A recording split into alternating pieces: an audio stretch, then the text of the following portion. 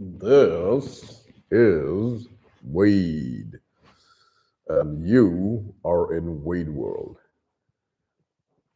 Today, we are going to talk about the second book in the Harry Potter series.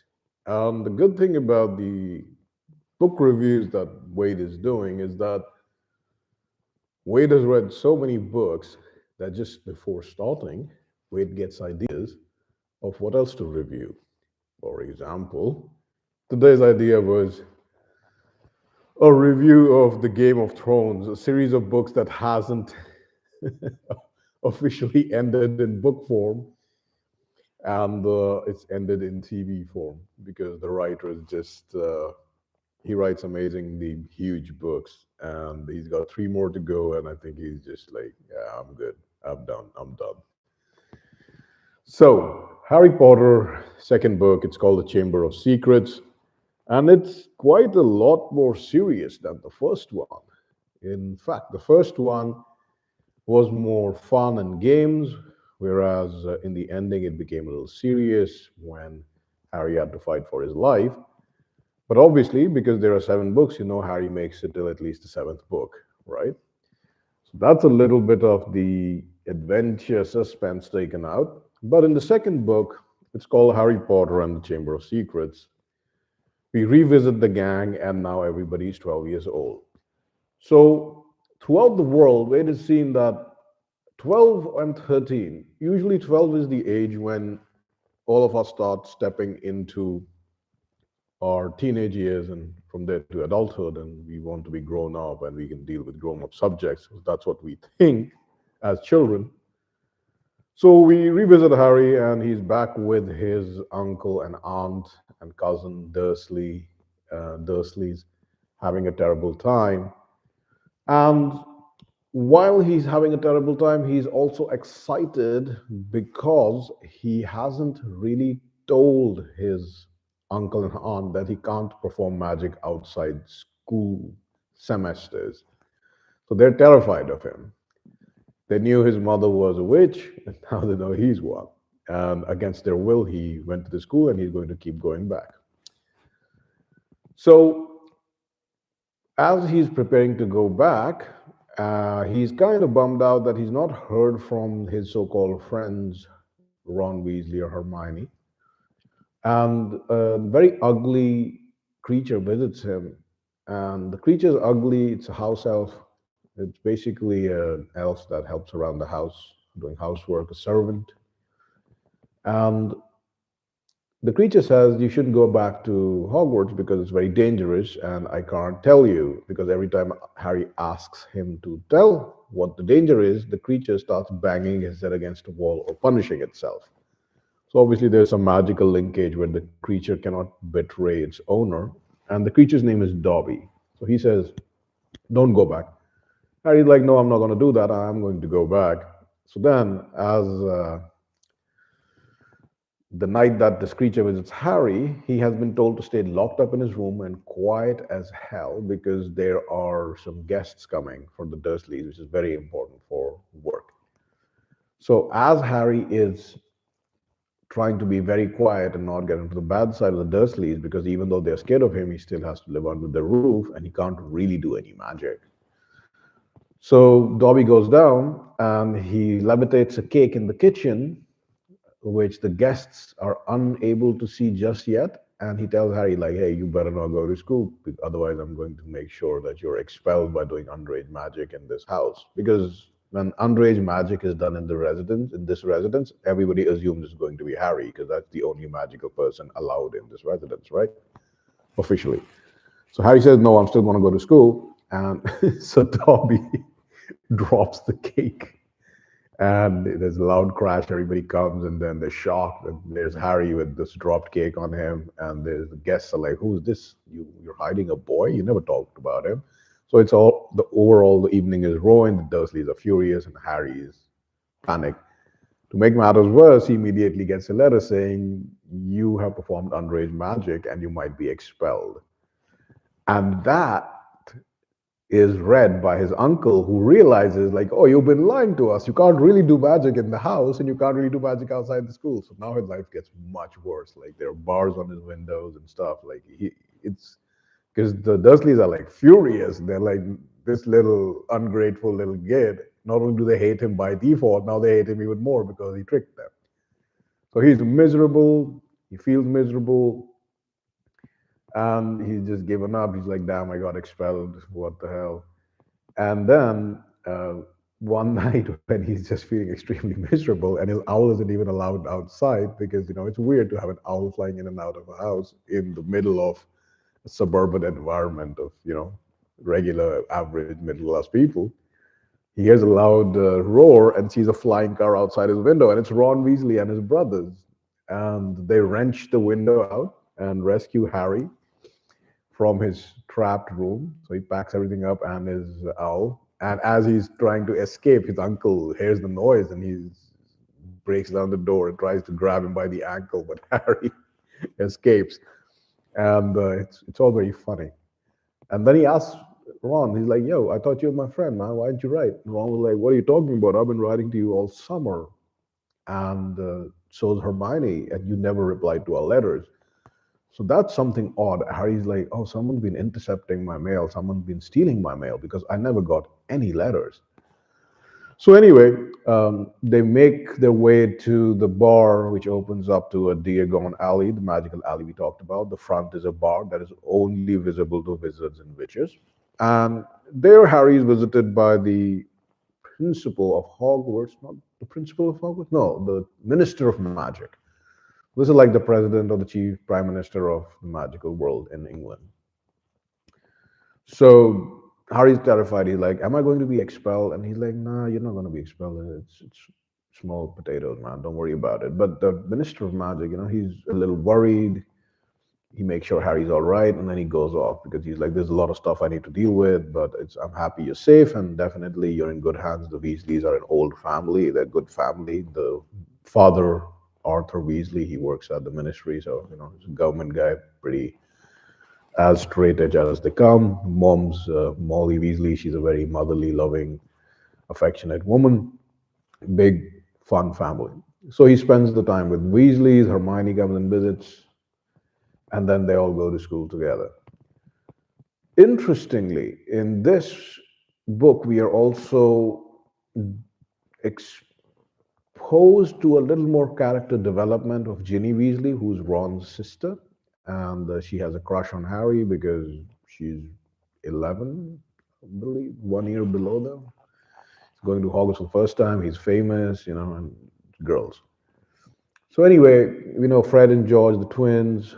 Then it's Ron, then his sister Ginny. They have elder brothers as well who are already working. One is a dragon guy, captures dragons. The other one is a person who works at the bank.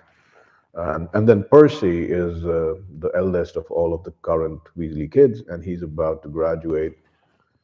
And he's going to be made prefect or whatever. He's pretty snooty. So that's 4, 5, 6 brothers and a sister. Nice family. So anyway, Harry gets to school. Things are interesting. And before they get to school, Harry goes to do his shopping for the books. And his new defense against the dark arts teacher, and Wade is not going to tell you why there is a new defense against the dark arts teacher. By the way, there is a new defense against the dark arts teacher in every single Harry Potter book. So make of that what you will. But this guy's like blonde. It's like a celebrity. He's written a book. He's good looking.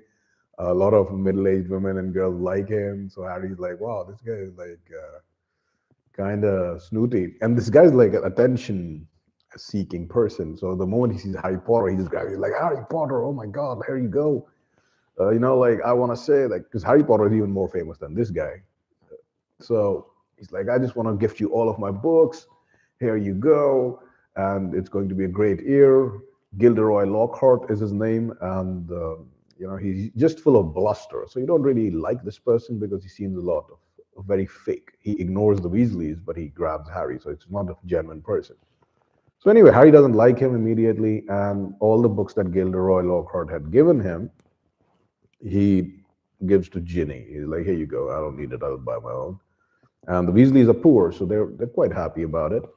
But while he gives it to Ginny, Draco Malfoy enters with his father Lucius Malfoy, and they ridicule Harry for being stuck up. The Lucius Malfoy picks up one of the books, and he's like, oh, "I see you're already doing this famous," and then he drops it back in the cauldron, which is going to be an important point later on. So Lucius Malfoy, the father of Draco Malfoy, the guy who's Harry's nemesis, you can say, not really nemesis, but school nemesis, picks up one of the books that Harry gifted to Ginny and puts it back in her cauldron. So anyway, these guys go to school, and the school year starts, and Ginny is again sorted into Gryffindor. So pretty sure, yes, that's what happened. And as the school year progresses, you have your normal adventures and your magical things, but accidents start happening, and specifically, very disturbing accidents. Talking about, we're talking about petrification to the level of death. First, a cat is petrified, then a student is petrified, a ghost is petrified. And I think the first time it happened with things, it's written on the wall, "The heir of Slytherin is awake," or something like that. Now, the heir of Slytherin was a title that was coveted by Voldemort, who had been supposedly destroyed, but no more spoilers. So he's still lurking around. So everybody's sort of freaked out, and every time some accident happens, it's always Harry, Hermione, and Ron, or one of the three, at that place. So kids are panicked, their parents are panicked, the school is somewhat disturbed because you don't want to send your kids to a school where they could be killed. And as the school year progresses, Harry, Ron, and Hermione try to solve the mystery, and what they come upon as the final solution is that the creature attacking the students, they put together clues that Harry can hear something slithering through the wall. So it's slithering. And that creature is talking. It's like hungry, hungry, must eat or something. And nobody else can hear it, but Harry can hear it. And as the year progresses, the Defense Against the Dark Arts teacher, Gilderoy Lockhart, he's absolutely useless. Apparently, it turns out he's a huge fraud who just made up all the stories because he writes adventure stories starring him. So he's like, I'm the hero and I killed this dragon, but he's a massive fraud. So they try to teach the kids to do to protect themselves, the stunning spells in case somebody attacks them. And during this match, something really funny happens to this Gilderoy Lockhart against Professor Snape, the guy who dislikes Harry.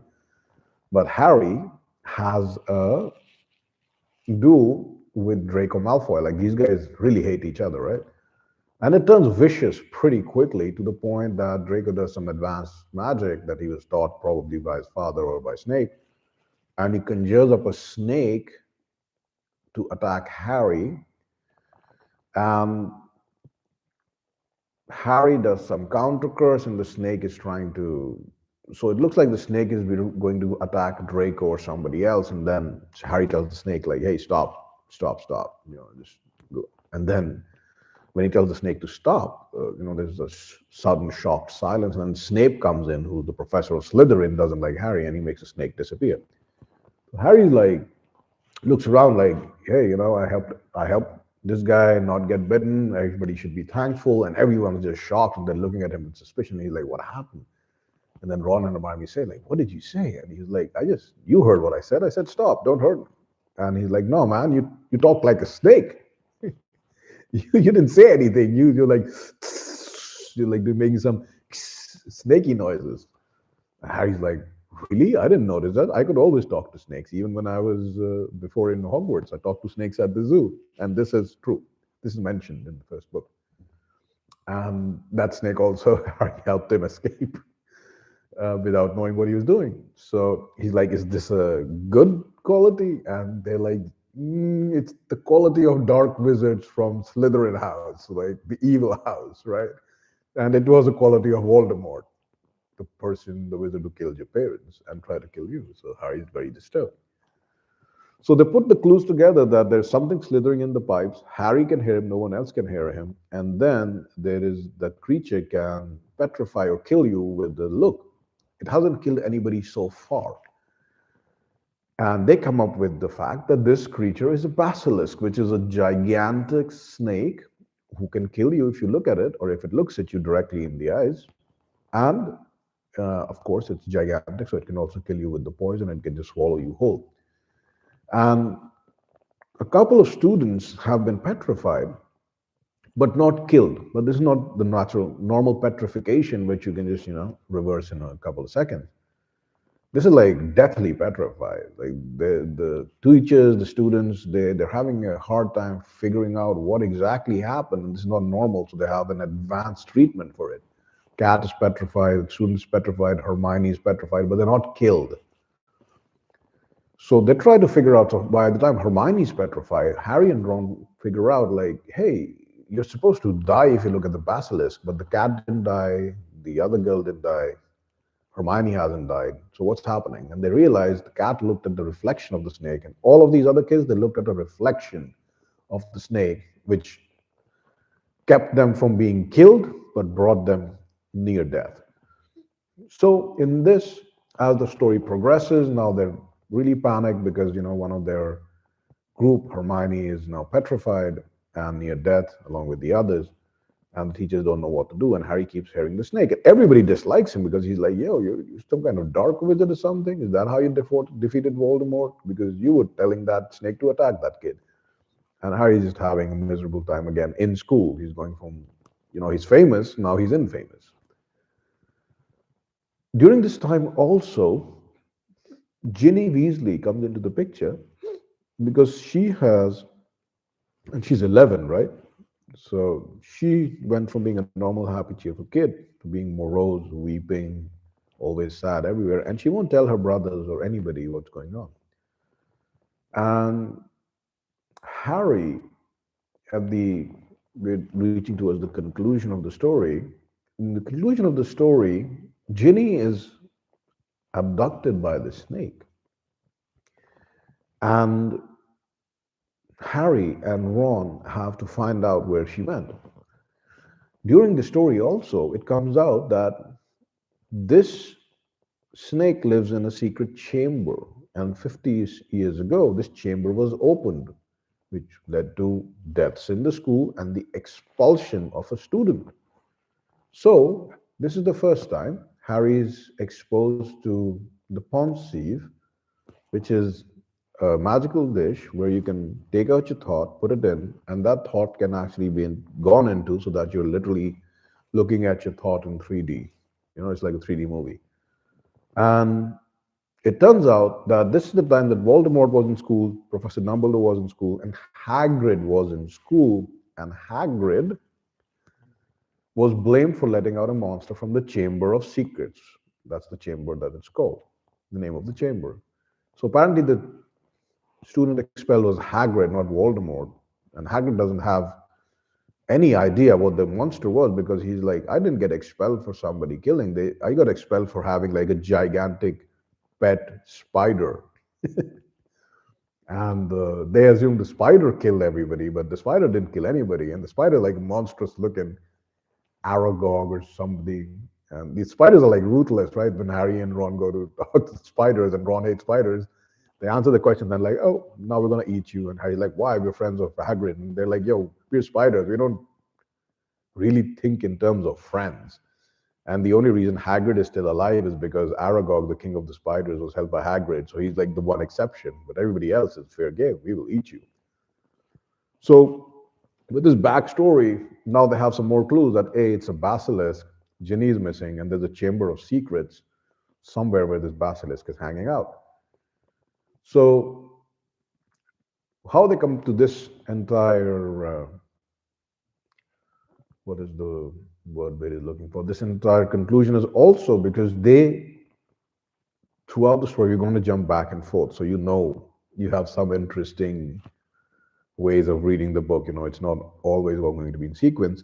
They also eliminate some very obvious suspects like Draco Malfoy because he's like super Slytherin. If there was a president of Slytherin, he would be the president of Slytherin, right? in the school. So they take polyjuice potion, which basically changes your appearance for some time. It requires the DNA of somebody that you're changing into, and they smuggle into Slytherin house as the two sidekicks of Draco Malfoy, Crabbe and Goyle. And they find out Draco is not really the heir of Slytherin, and he doesn't know who the basilisk is, but he wants to help him. When they go back, Hermione was supposed to come with them, but she doesn't, and they realize that she didn't really get the DNA of the girl she wanted to change into. She got the DNA, the hair of her cat. So now she's like a weird cat human hybrid. So this is before she gets petrified. So they eliminate Draco. So anyway, right now in the story, Ginny's kidnapped. They know there's a basilisk. They know there's Chamber of Secrets. Hermione's was a cat, human cat hybrid, cured and then again petrified, and you know things are getting worse and worse. So they go to this room, this haunted bathroom in the girls' floor, where they use the polyjuice potion and where Hermione got changed into a cat. And there's a ghost there of a girl called Moaning Myrtle. She's always moaning. She's a ghost. And then Harry asks her, like, "Hey, how did you die, man? Like, why are you hanging out here?" So this is like a very creepy girl ghost. She's like, if you ever had one of those girls, a few of the girls who stalk you in high school, they're like nerdy and you just don't like them in any way, but they just look at you and they just follow you around like little kittens, like, "Oh my God, please love me," or something. So anyway, Morning Mortal is like that. And she describes the way she was killed exactly uh, as the basilisk would kill her. And that's another clue. So they're like, wow, okay, so she was in the bathroom when she got killed. So she was in this bathroom when she got killed by the basilisk. So, and this is a leap of logic, they're like, the entrance or exit of the Chamber of Secrets must be in the bathroom. So they try everything. And this is a bathroom, that's a Slytherin bathroom with like serpent heads as the taps. And they're tapping and trying various incantations, nothing's happening. And then Ron says, hey, uh, why don't you ask the bathroom to open uh, in snake tongue, parcel tongue? And Harry's like, I don't know parcel tongue, dude. I can only speak it if I'm in front of a snake. And then even then, I don't know whether I'm speaking it. It just happens automatically. So he's like, yo, just imagine one of the taps shaped like a snake is a snake and tell it to open. And Harry's like, all right. So he looks at one of the taps and one of the snake motifs, and he's like, tries, and then on the third or fourth try, there's a creaking and it suddenly opens. The third or fourth try, because he's paying attention, he hears himself speaking in parcel tongue, somewhat like something like that. So apparently they were right. There is an entrance to the Chamber of Secrets through this bathroom that is Slytherin. So they go down and they encounter some more stuff. They take Gilderoy Lockhart with him, with them, and he tries to stun them both, and then claim, I'll write another book, and I'll be the hero again. But then it backfires because I believe Harry's wand has been broken or something, and he tries to use Harry's wand or Ron's wand. And as they go through, there's some kind of explosion or something. So Ron gets trapped on one side, Harry on another. So Ron tells Harry, like, hey, you go on, I'll go back up and try to bring some more help. Harry goes on, there's another huge door with snake motifs and stuff. So he knows like now what to do. So he tells the door to open in snake tongue, parcel tongue. Door opens, he goes in, there's a huge hall, giant hall. Ginny's lying there with a little diary. And Harry approaches her, and then he sees like there's also a little tall, shimmering boy there. And he starts reading the diary, and it turns out, remember when Lucius Malfoy made fun of Harry in a bookstore and picked up one of the books that Harry had gifted to Ginny and put it back? He had slipped in a diary along with it. And that diary is the one that Harry also finds after Ginny disappears. So that diary is like, if you write in it, hello, it writes back. And it, encourages you to communicate with it. So first, Ginny, we're not told this until the end, right? She finds it, and then she throws it away for some time. And Harry finds it. Harry starts talking to it, and it's like, "Who are you?" And I'm like, Oh, I'm this, I'm Tom Riddle. Diary says I'm Tom Riddle. So Tom Marvel or Riddle or something. So then Harry's talking to this diary. This is a subplot. And then it disappears from him. Somebody takes it from him. And then he finds Ginny lying in the Chamber of Secrets with this diary that he knows because he was talking to the diary. So you write something, it disappears, the reply comes. And then there's this pale boy. So he's like, what's going on? And he's like, I'm Tom Marvel Riddle. And he's like, oh, you're the one in the diary. He's like, yeah. He's like, yo, help me, man. Ginny's here. There might be basilisk here. I've been talking to you. And he's like, you're such a fool, man. I'm the one who controls the basilisk. And he's like, what? Why would you control the basilisk? And he's like, look at my name, Tom Marvolo Riddle. And then he rearranges the letter, I am Lord Voldemort. So he's like, holy hell. It's like, I am Voldemort. He's like, oh, I didn't know Voldemort has a real name, which is pretty obvious. If you just do a little research, he definitely has to have a birth name, right?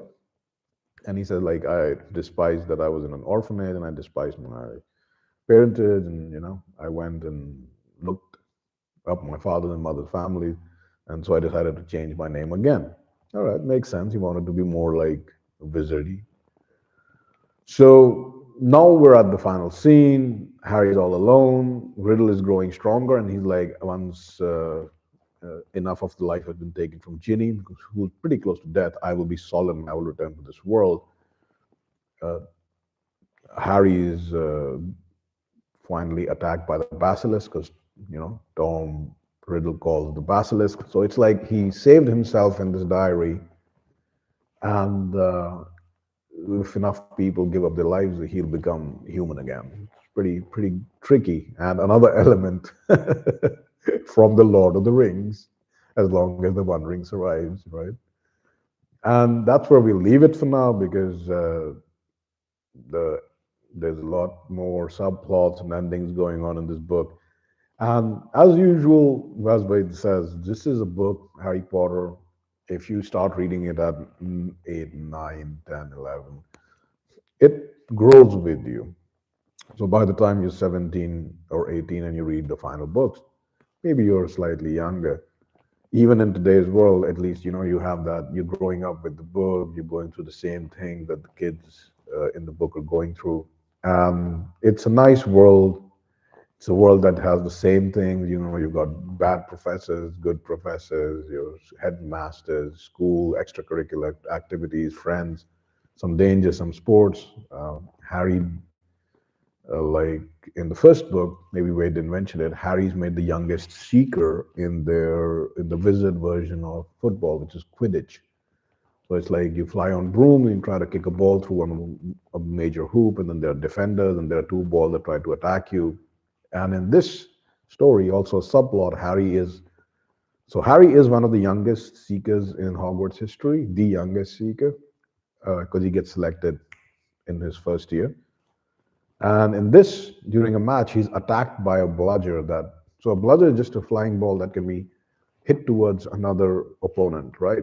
And they got to dodge it. But this bludger is specifically seeking Harry, and he's attacked by it. Apparently, it turns out that Dobby the house elf is still in trying to do that. And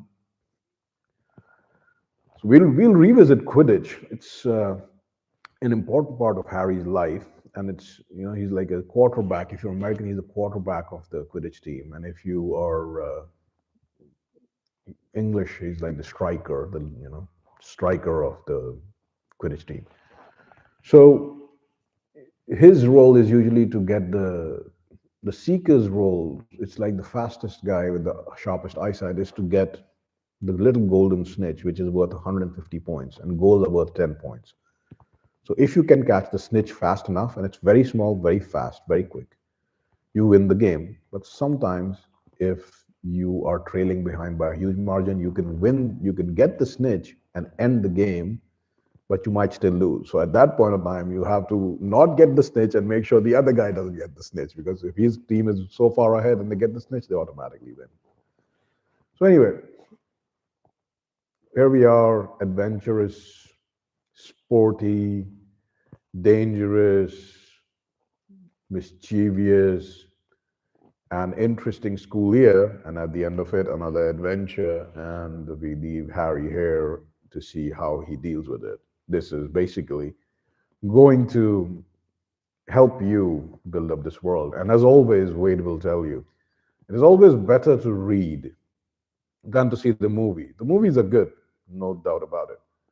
But it's better to read because you might be sitting in America, in England, in France, in Russia, in Venezuela, in Cuba, in Botswana, in Nigeria, in India, in Dubai, in China, Japan, Korea, Australia.